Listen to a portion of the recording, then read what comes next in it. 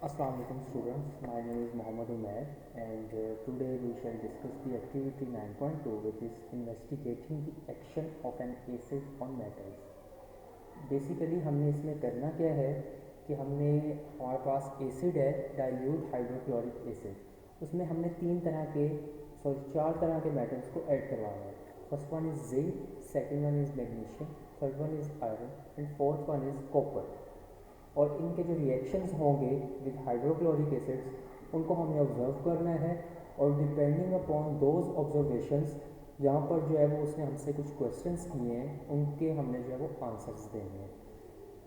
First में वो कह रहे हैं एम में to investigate the action of dilute hydrochloric acid on some metals. Materials जो हमें रिक्वायर्ड है उसमें zinc pieces, spatula, 2 test tubes and dilute hydrochloric acid, wooden splint, lighter और बॉक्स ऑफ मैचेस और मैग्नीशियम रिबन, आयरन फिलिंग्स और last पे जो हमें चाहिए वो है कॉपर पीसेस।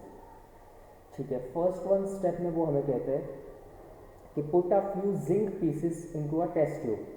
स्टूडेंट्स यहाँ पर आप देख सकते हैं कि मेरे पास जो है वो 3 टेस्ट ट्यूब्स मौजूद हैं और तीनों टेस्ट ट्यूब्स के अंदर डाइल्यूट हाइड्रोक्लोरिक एसिड जो है वो उसको ऐड करवाया गया है। ठीक है, वो जो है वो हमारे पास एक स्पेसिफिक वॉल्यूम तक टेस्ट ट्यूब के अंदर हमने डाइल्यूट हाइड्रोक्लोरिक एसिड को ऐड करवा लिया।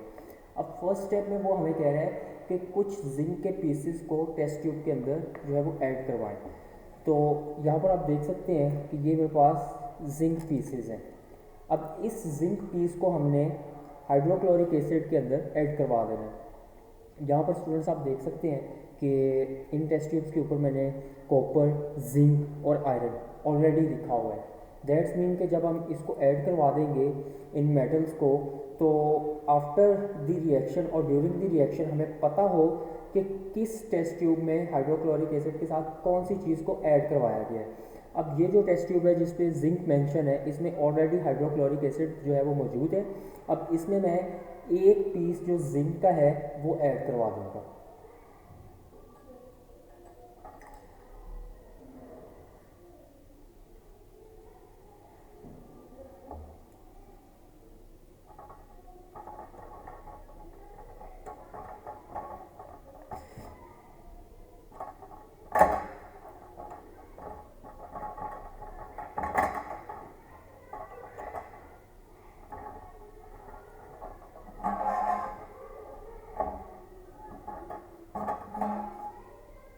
जी स्टूडेंट्स, ये आप देख सकते हैं कि कितने जो है वो फास्ट रेट पे रिएक्शन होना स्टार्ट हो गया हुआ है। ये जो रिएक्शन है ये जिंक का रिएक्शन है विद हाइड्रोक्लोरिक एसिड HCl और ये कितनी जो है वो स्पीड के साथ रिएक्शन जो है वो स्टार्ट हो चुका है और जो जिंक है वो डिज़ोल्व होना शुरू हो गया है हाइड्रोक्लोरिक एसिड में। अब इस रिएक्शन से हमारे पास होगा क्या कि जब जिंक और हाइड्रोक्लोरिक एसिड रिएक्ट करेंगे तो हमारे पास जिंक क्लोराइड और साथ में जो गैस इसमें से खारिज हो रही है इस वक्त, वो गैस कौन सी है, वो है हाइड्रोजन गैस H2।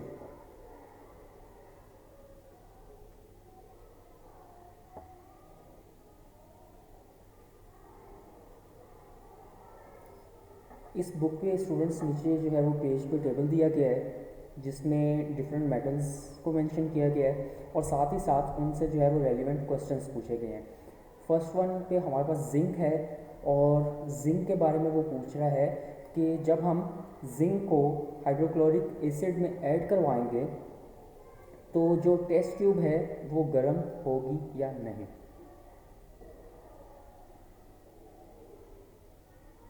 जी, ये जो है वो वार्म अप होना स्टार्ट हो गई है जैसे जैसे रिएक्शन जो है वो एक्सीड कर रहा है। तो does the test tube feel warm? Yes.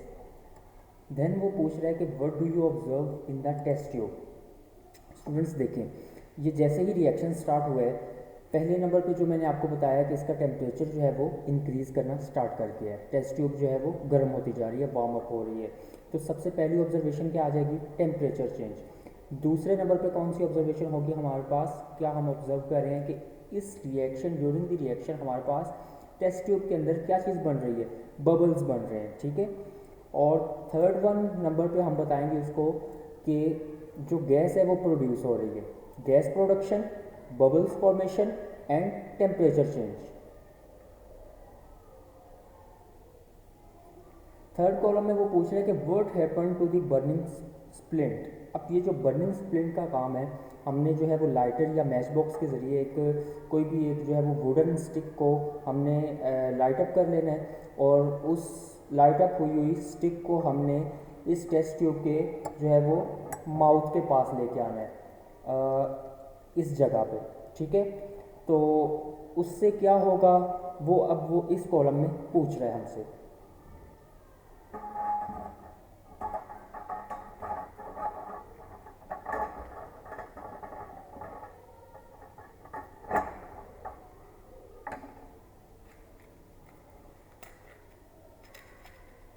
अब हम इस मैच बॉक्स के थ्रू जो है इसकी हेल्प से इस स्टिक को लाइट अप कर लेते हैं, और जब हम इसको टेस्ट ट्यूब के माउथ के पास लेकर जाएंगे तो लेट्स सी के क्या होता है।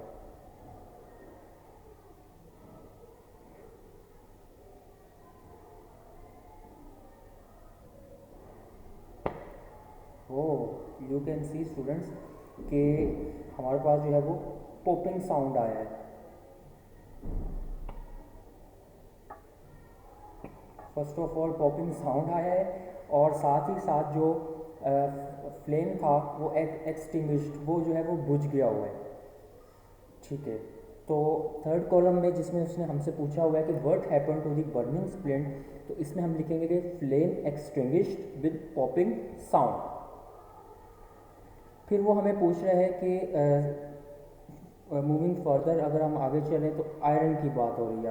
अब जो है हमारे पास आयरन फिलिंग्स होनी चाहिए स्टूडेंट्स, जिसको हमने ऐड करवाना है सेम इसी जो है वो तरह की टेस्ट ट्यूब में, जिसके अंदर हमारे पास ऑलरेडी क्या मौजूद है, डाइल्यूट हाइड्रोक्लोरिक एसिड। तो स्टूडेंट्स आप देख सकते हैं कि इस टेस्ट ट्यूब के ऊपर मैंने मेंशन किया है आयरन, और यहाँ पर ये मेरे पास आयरन फिलिंग्स मौजूद है। अब इन आयरन फिलिंग्स को मैंने जो है वो ऐड करना है इस टेस्ट ट्यूब के अंदर। स्टूडेंट्स ये जो एक्सपेरिमेंट है, सिर्फ इस एक्सपेरिमेंट की बात नहीं है, जितने भी एक्सपेरिमेंट्स होते हैं उनको करते हुए आपने जो सेफ्टी मेजर्स हैं उनका जो है वो बहुत ही अच्छे से ख्याल रखना है। आपने जो है वो ग्लव्स वगैरह पहने हो अच्छे से, और मास्क लगाया हो। इस तरह के जो रिएक्शंस होते हैं उसमें से जो है वो बहुत ही हमारे पास ख़तरनाक किस्म की जो है वो गैसेस निकलने का चांस होता है। तो वो जब आप डायरेक्टली उनको इनहेल करते हैं तो उससे जो है वो काफ़ी सारी प्रॉब्लम्स क्रिएट हो सकती हैं। आयरन को जी हमने ऐड करवा दिया है हाइड्रोक्लोरिक एसिड के अंदर, और रिएक्शन होना जो है वो स्टार्ट हो गया है। अगर इसको हम कंपेयर करें the reaction of iron with hydrochloric acid as compare to the reaction of hydrochloric acid with zinc, तो जो हमारे पास आयरन वाला केस है इसमें रिएक्शन स्लो हो रहा है। रिएक्शन स्टार्ट हो चुका है लेकिन जो रेट ऑफ रिएक्शन है वो स्लो है as compare to the reaction between zinc and hydrochloride. इसमें भी बबल्स बनना स्टार्ट हो गए। तो इसमें जो आप फर्स्ट ऑब्जर्वेशन लिखेंगे वो आ जाएगी हमारे पास बबलिंग, बबल्स फॉर्मेशन, और इसका जो है वो टेम्परेचर भी राइज करना स्टार्ट हो गया। जो टेस्ट ट्यूब है वो गर्म होती जा रही है। टेम्परेचर चेंज, बबल फॉर्मेशन या बबलिंग।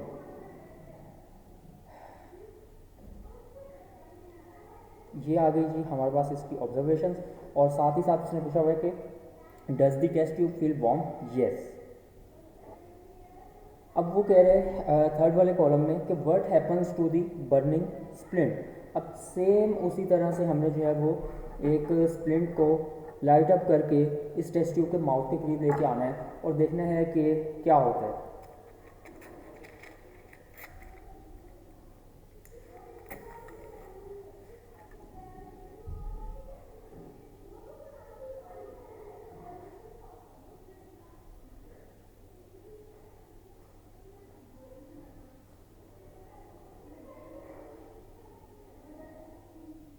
जी स्टूडेंट्स, इसको हम जो है वो करीब लेके जाएंगे माउथ के।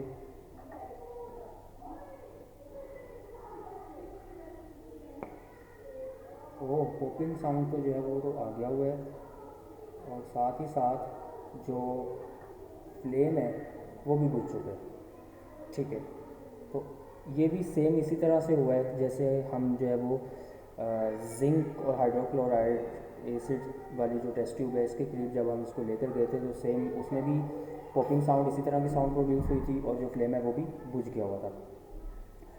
अब इसके बाद जो है वो लास्ट वन पे है हमारे पास कॉपर। अब हमने थर्ड जो टेस्ट ट्यूब है हमारे पास जिसमें हाइड्रोक्लोरिक एसिड मौजूद है उसमें हमने ऐड करवाना है कॉपर को।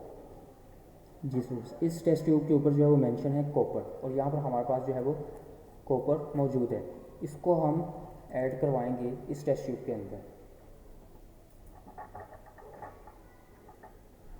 स्टूडेंट्स ये याद रखिएगा कि जो कॉपर की फॉर्मेशन है, कॉपर बना है स्ट्रॉन्ग एसिड और वीक बेस के साथ, और ये हमारे पास एक न्यूट्रल चीज़ है कॉपर।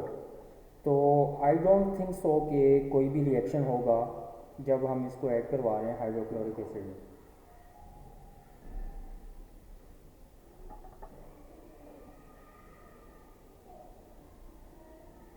ये साउंड आप सुन सकते हैं जो जिंक और हाइड्रोक्लोरिक एसिड के रिएक्शन से अभी तक आ रही है।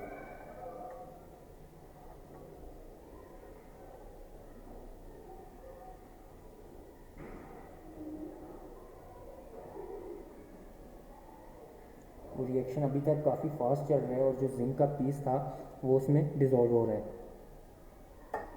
ऑन दी अदर हैंड यहाँ पर आप देख सकते हैं कि ये जो कॉपर है इसने अभी तक रिएक्शन स्टार्ट नहीं किया, और इसका जो है वो इस केस में कॉपर रिएक्ट नहीं करेगा हाइड्रोक्लोरिक एसिड के साथ। अब इसकी जो ऑब्जर्वेशन है उसमें स्टूडेंट्स आपने लिख देना है कि no reaction, no bubble forming और नो टेम्परेचर चेंज। ठीक है, और इसमें वो पूछ रहे हैं कि what happens to the burning splint जब हम उसको करीब लेकर जाएंगे टेस्ट ट्यूब के। तो देख लेते हैं, लेट्स सी कि क्या होता है। रिएक्शन नहीं हो रहा तो आई डोंट थिंक सो कि इस पर जो है वो कोई भी फ्लेम पर फर्क पड़ेगा।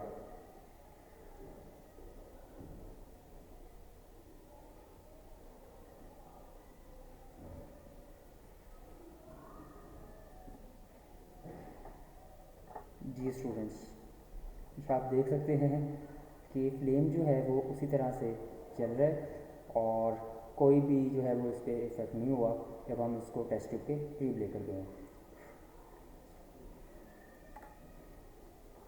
अब यहाँ पर जो थर्ड कॉलम में उसने पूछा हुआ है कॉपर के बारे में कि what happens to the burning splint, तो इसमें आपने लिख देना है कि नथिंग।